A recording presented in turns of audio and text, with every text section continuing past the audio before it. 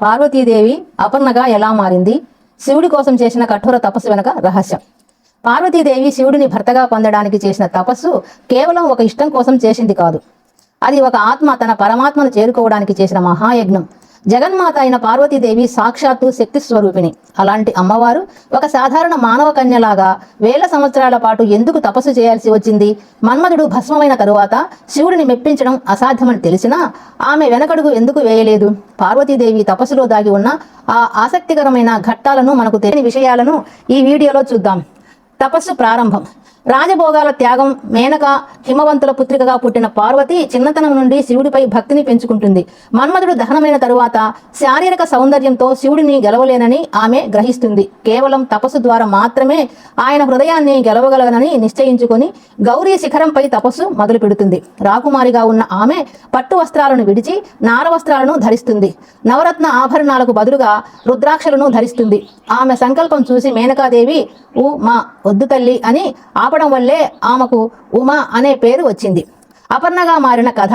పార్వతీదేవి తపస్సు 3 దశల్లో సాగుతుంది. మొదటి దశ కొన్ని వేల సంవత్సరాలు కేవలం పండ్లు, గడ్డ దినుసులు తిని తపస్సు చేసింది. రెండవ దశ ఆహారం మానేసి కేవలం రాలిన ఆకులను తింటూ తపస్సు కొనసాగించింది. మూడవ దశ చివరికి ఆ రాలిన ఆకులను కూడా తినడం మానేసింది. ఆకును కూడా ఆహారంగా తీసుకోలేదు కాబట్టి ఆమెకు అపర్ణ అని పేరు వచ్చింది. గాలిని మాత్రమే పీల్చుకుంటూ కఠోర దీక్షలో మునిగిపోయింది.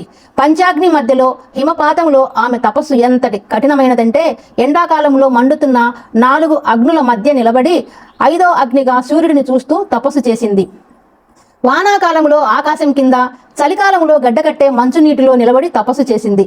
ఆమె తపస్సు శక్తికి హిమాలయాలు కూడా వేడెక్కిపోయాయి. శివుడి పరీక్ష బ్రహ్మచారి వేషం. పార్వతి నిశ్చయాన్ని పరీక్షించడానికి శివుడు ఒక వృద్ధ బ్రహ్మచారి వేషంలో వస్తాడు. శివుడిని నిందిస్తూ ఆయన శ్మశానంలో ఉంటాడు, పాములను ధరిస్తాడు, నీలాంటి సుకుమారికి ఆయన ఎలా సరిపోతాడు అని హేళన చేస్తాడు. అప్పుడు పార్వతి ఆగ్రహంతో, మహాశివుడి తత్వం నీకు తెలియదు, ఆయన బాహ్య రూపం చూసి మోసపోతున్నావు అని చెబుతూ అక్కడి నుండి వెళ్ళిపోవడానికి సిద్ధమవుతుంది. ఆమెకు భక్తికి పట్టుదలకు మెచ్చిన పరమశివుడు తన నిజరూపంతో ప్రత్యక్షమై ఆమెను స్వీకరిస్తాడు. ఈ కథ ఇచ్చే సందేశం. పార్వతీదేవి తపస్సు మనకు ఒక విషయం నేర్పుతుంది. మనం ఏదైనా గొప్ప లక్ష్యాన్ని సాధించాలంటే కేవలం బాహ్య సౌందర్యం ఉంటే సరిపోదు, అంతర్గత శుద్ధి మరియు పట్టుదల ఉండాలి. చూశారుగా పార్వతీదేవి శివుడిని పొందేందుకు చేసిన ఆ త్యాగం ఎంత గొప్పదో. వీడియో నచ్చితే లైక్ చేసి ఇలాంటి మరిన్ని అద్భుతమైన పురాణ కథల కోసం మన ఛానల్ని సబ్స్క్రైబ్ చేసుకోండి.